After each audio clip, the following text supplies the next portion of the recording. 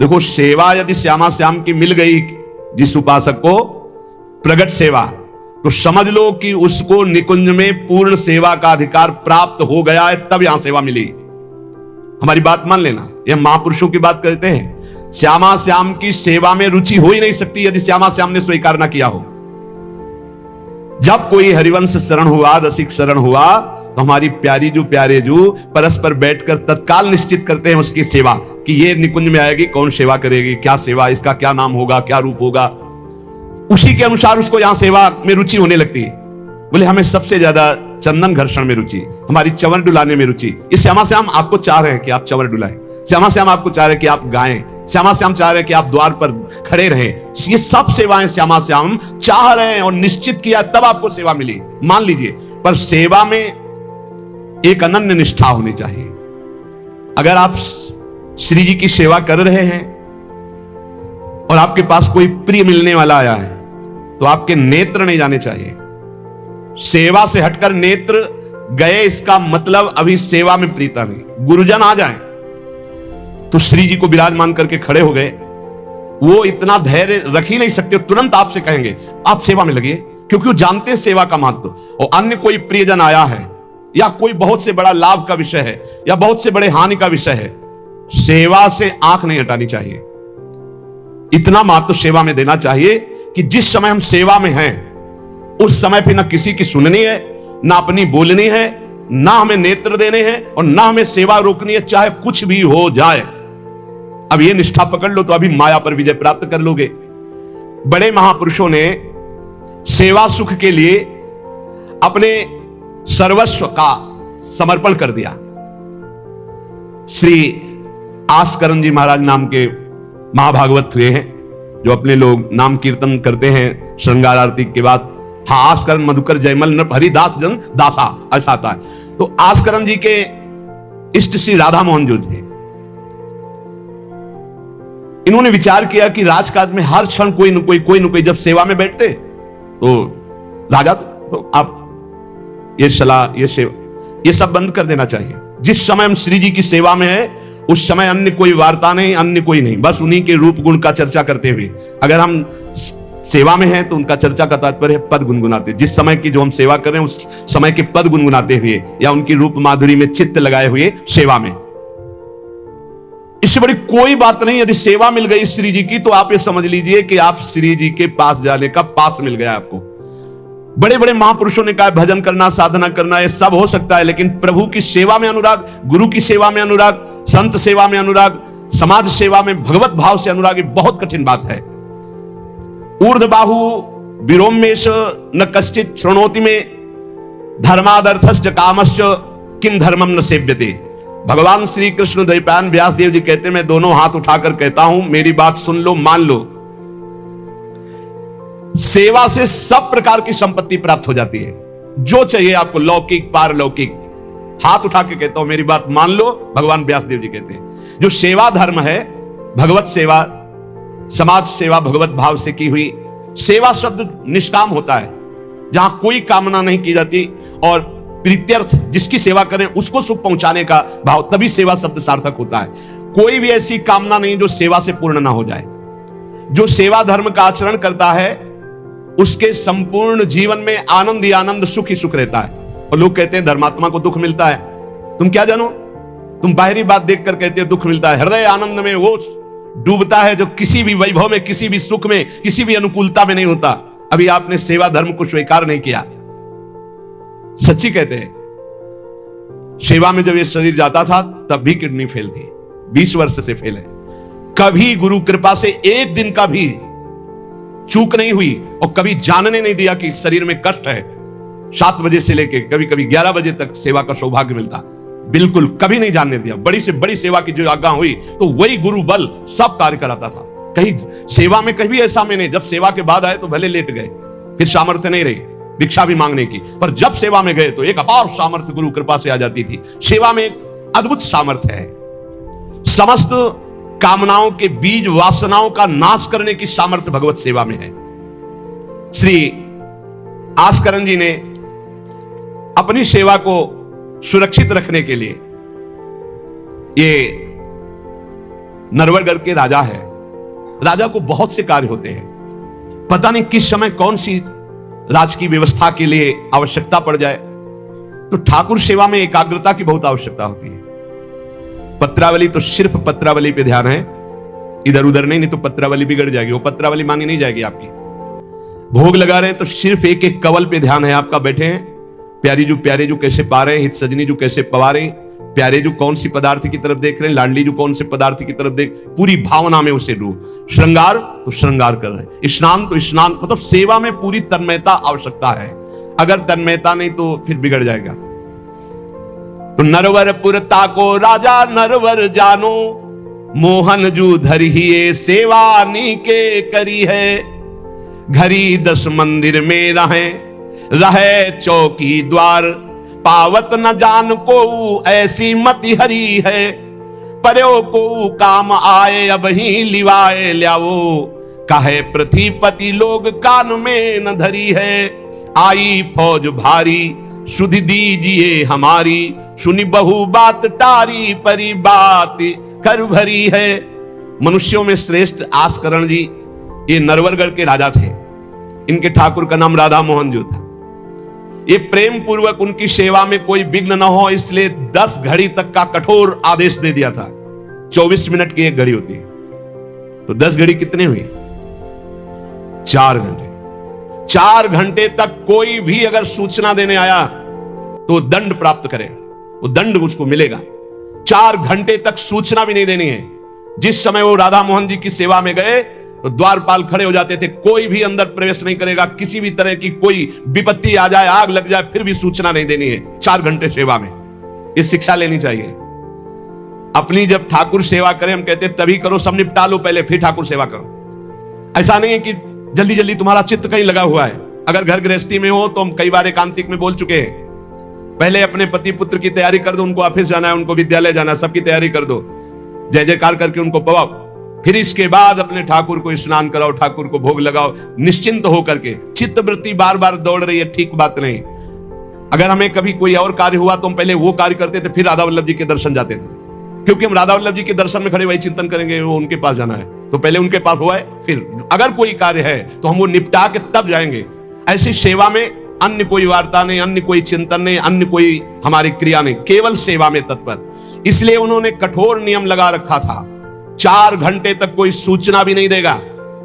और आप मंदिर में राधा मोहन जी को 4 घंटे स्नान कराना, श्रृंगार कराना, आरती करना, फिर आरती करके भोग आदि सब करके फिर दंडवत करना। दंडवत के बाद जब प्रसाद चरणामृत लेकर उठते तब कोई बात हो तो बता सकते हैं, वो भी बात जब श्री जी की चिक डालकर बाहर निकले।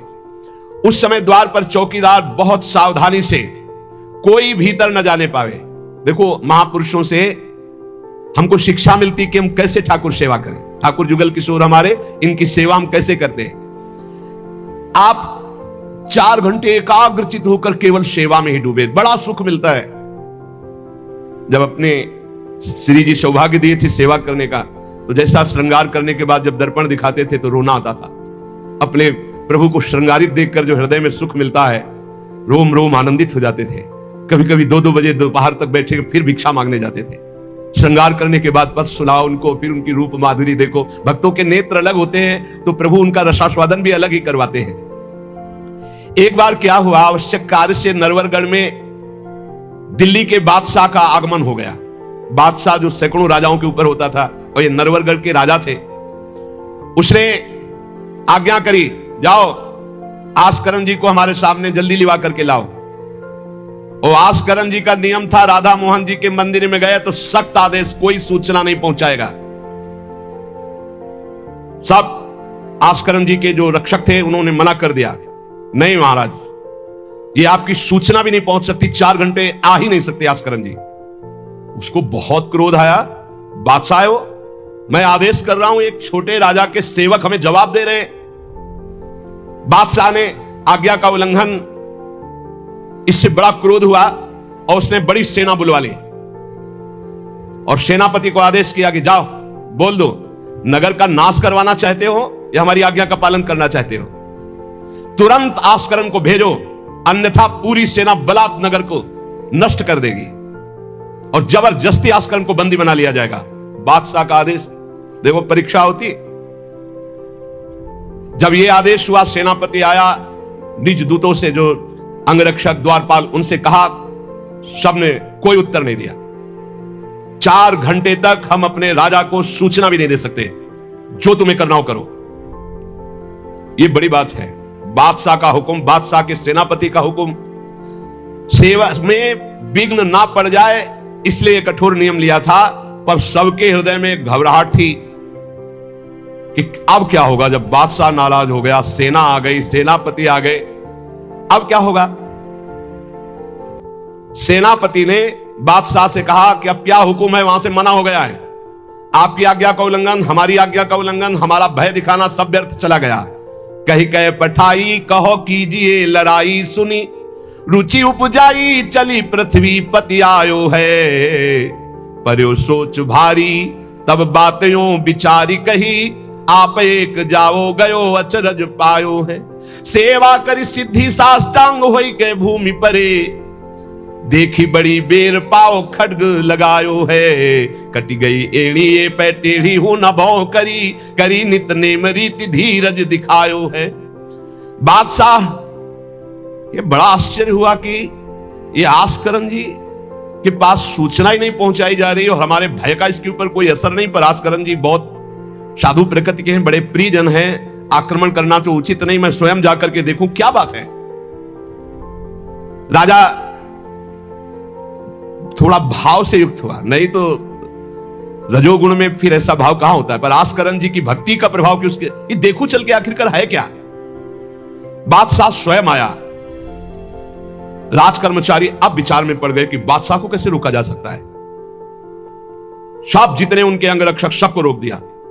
ये बड़ी बात है, यह है भगवान की आराधना का बल। नहीं, बादशाह को कौन रोक सकता है, एक छोटे राजा ये है, उनके सैनिकों ने, द्वारपालों ने रोक दिया और बादशाह से कहा राज आज्ञा का उल्लंघन हम नहीं कर सकते, नाम सूचना दे सकते हैं और ना किसी और को अंदर जाने दे सकते हैं, किसी और को अंदर नहीं जाने दे, तो हम जा सकते हैं। बोले हां, आप बादशाह हैं, आप जा सकते हैं, लेकिन आपके साथ कोई नहीं। बादशाह राजी हो गया। देखे आखिरकार अंदर क्या है। वहां जाके देखा तो आस्करण जी की सेवा हो चुकी थी संपूर्ण। अब वो दंडवत कर रहे थे। कई बार हमने प्रार्थना की है उपासकों से कि 11 दंडवत, 21 दंडवत, 51 दंडवत, 108 दंडवत, जितनी सामर्थ्य हो नियम ले लो, रोज करो। 4 परिक्रमा करो श्री जी की और 11, 21, 51, 108 दंडवत करो। जो स्त्री शरीर के साधक हैं वो पंचांग दंडवत करें। पंचांग किया, खड़े हो गए, हाथ जोड़ा, मंत्र जपा, फिर पंचांग किया, फिर खड़े हो गए। ऐसे ही जो पुरुष शरीर साधक है वो साष्टांग करें। साष्टांग किया मंत्र जपते हुए, फिर खड़े हो गए, हाथ जोड़ा, फिर मंत्र जप कर प्रणाम किया, फिर साष्टांग, फिर ऐसे। हमें लगता है होती होगी दंडवत, करते होंगे, क्योंकि ये नियम तो बहुत पहले से दिया और ये करना ही चाहिए। सच्ची कहते हैं बड़ा सुख मिलता है जब अपने इष्ट के चरणों में साष्टांग लौट कर और उनकी तरफ देखते हुए। बहुत कृपा होती, बहुत कृपा होती। यावत स्वस्थमिदम कलेवरम यावत च दूरे जरा, जब तक ये शरीर स्वस्थ है, बुढ़ापा दूर है, आनंद लूट लो भाई। ये कमाने का समय गंवाने का नहीं है। आस्करण जी अपने ठाकुर की संपूर्ण सेवा करके दंडवत अपनी पूरी कर रहे थे। अब जैसे 108 दंडवत तो समय लगेगा। हमने देखा है पूज्य सदगुरुदेव भगवान को अस्वस्थ शरीर में, अस्वस्थ अवस्था होने पर भी, बुखार है पर दंडवती अपनी पूरी करते हुए, नियमावली पूरी करते हुए देखा। क्योंकि जैसे ब्रज की 84 कोष की परिक्रमा में तो श्री जी साथ थी, बहुत थकान, बहुत शरीर कष्ट में, पर आप अपनी दंडवती जरूर पूरी करते। गुरुदेव भगवान को देखा। महापुरुष नियमनिष्ठ होते हैं, जो नियम ले लिया उससे तोड़ते नहीं। जय बजे आरती होती है, आप देख लो, 5 मिनट के अंतर की बात नहीं कह सकते, नहीं आपको ठीक समय से आरती मिलेगी। जय बजे वो टहलने के लिए वही उनका समय होगा। महापुरुषों की पहचान होती है, उनकी एक रस दिनचर्या चलती, उनकी दिनचर्या में फर्क नहीं पड़ेगा। शरीर में भले फर्क पड़ा हो, चाहे बुखार हो, चाहे जुकाम हो, चाहे जो भी पीड़ा हो, दिनचर्या में फर्क नहीं पड़ सकता। ये महापुरुषों की पहचान होती है। आस्करण जी साष्टांग लेट करके दंडवत कर रहे थे। अब को बादशाह जाएगा तो बादशाह कोई साधारण तो है नहीं, उसकी बाजू बंद, उसके सब झनन भनन आवाज तो होती है, पता भी चलता है कि कोई आ गया। मुड़ करके भी नहीं देखा बादशाह की तरफ, बस बार बार साष्टांग दंडवत, खड़ा खड़ा देखता रहा। 108 दंडवत, 2-4 हो तो बड़ी देर हो गई, ना बादशाह से बात, ना सलाम, ना कोई, बस वो अपनी साष्टांग दंड। ये होना चाहिए। आप श्रृंगार कर रहे हैं तो श्रृंगार में ही दृष्टि होनी चाहिए। दंडवत कर रहे हैं तो किसी की तरफ नहीं, सिर्फ दंडवत के सामने। प्रिया प्रीतम है, हम बार बार दंडवत कर रहे हैं। ये उपासकों की एक एकाग्रता होती है। भला सोचो, बादशाह पास खड़ा है तो ऐसे लेटे लेटे भी तो देख सकते थे, बिल्कुल नहीं देखा। राजा को, बादशाह को बड़ा आवेश आया कि इतनी देर से मैं खड़ा हूं, पहले तो वहीं सब ना करते रहे, इतनी देर से खड़ा हूं, ना कोई प्रणाम ना नमस्कार, ना हमारी तरफ देख रहे, क्या है। तलवार निकाली और साष्टांग दंडवत कर रहे थे तो मारा, एक पैर की एड़ी कट गई, एड़ी कट गई, खून बह रहा है। साष्टांग दंडवत, फिर खड़े, फिर साष्टांग दंडवत, फिर खड़े, फिर साष्टांग दंडवत, बिल्कुल नहीं देख रहे कि एड़ी कट गई। सोचो जरा, ये भक्त की निष्ठा है उपासना की। या तो अगर एक चींटी काटेगी तो थोड़ी देर लौट करके पहले देखेंगे क्या हो रहा है, फिर दंडवत। एड़ी कट गई, लेकिन किसने काटा ना, ये बात देखी। एड़ी कटना कोई साधारण बात समझते हो? तलवार से पूरी एड़ी काट दी, कोई दुख नहीं, रक्तस्राव हो रहा है। अपने नियमानुसार कटी गई एड़ी, ए पे टेढ़ी हूं न भौं करी, ना तो आह निकला ना गुस्साई कि किसने ऐसा कर दिया। करी नित नेम रीति धीरज दिखा, धैर्य पूर्वक 108 दंडवत पूरी की। पूरा जब संपन्न कर लिया, इसके बाद पीछे हटे, चिक गिराई, क्योंकि समझ चुके थे कि ये तलवार चलाने की हमारे ऊपर हिम्मत केवल बादशाह की हो सकती, दूसरे की नहीं। कोई साधारण राजा नहीं, महाभागवत और महाबली है। इसलिए हमारे ठाकुर का सुखपूर्वक अपशयन हो। चिक डाली, उठ चिक डारी तब पाछे सो निहारी, कि ओ मुजरा बिचारी बादशाह तिरिझे हैं। हित की सच्चाई यह है, नेकु ना कचाई होत, चर्चा चलाई भाव सुनी सुनी भीजे हैं। बीते दिन को नृप भक्त सो समायो, पृथ्वीपति दुख पायो, सुनी भोग हरि चीजे हैं। करे विप्र सेवा तिन्हें गांव लिख न्यारे दिए, वाके प्राण प्यारे लाड़ करो कहीं धीजे हैं। आस्करण जी ने जब चिक डालकर पीछे मुड़कर देखा तो बादशाह तो शिष्टाचार के अनुसार जोहार किया।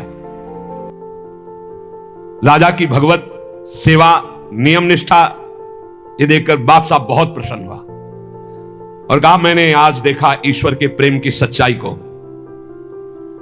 तुम्हारे में थोड़ा भी बनावटीपना नहीं, थोड़ी भी शिथिलता नहीं, तुम अपनी निष्ठा के धैर्यवान वीर हो।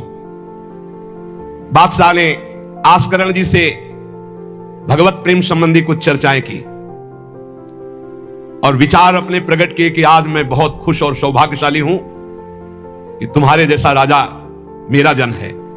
बड़ा हृदय रस में डूब गया बादशाह का। यह है देखो सच्चाई भक्ति की। नहीं बादशाह के हुक्म को टाल देना, सेनापति की आज्ञा का उल्लंघन कर देना, बादशाह आया है साष्टांग दंडवत, कोई उसका आदर ना करना, ये सब भारी अपराधों में आता है। नहीं, बादशाह आया और फिर दंडवत हो सके, नहीं, पहले उससे बातचीत होगी, बाद में दंडवत होगी। नहीं, अपनी निष्ठा के आगे नहीं। एड़ी काट दी गई फिर भी नहीं रुके। अब आस्करण जी सदैव अपने भगवत निष्ठा, भगवत सेवा में मगन रहते। राजा बहुत प्रसन्न होकर के कहा कि अब जिस कार्य के लिए हम आए थे अब उस कार्य की जरूरत नहीं है, और अपनी जेब से अपनी रुमाल निकालकर अपने हाथों से उनके चरणों की एड़ी में बांधा और कहा, तुरंत चलिए राजवैद्य के द्वारा इसे, और आज से हमारी तरफ से आपके ठाकुर की सेवा सुख संविधान चलेंगे।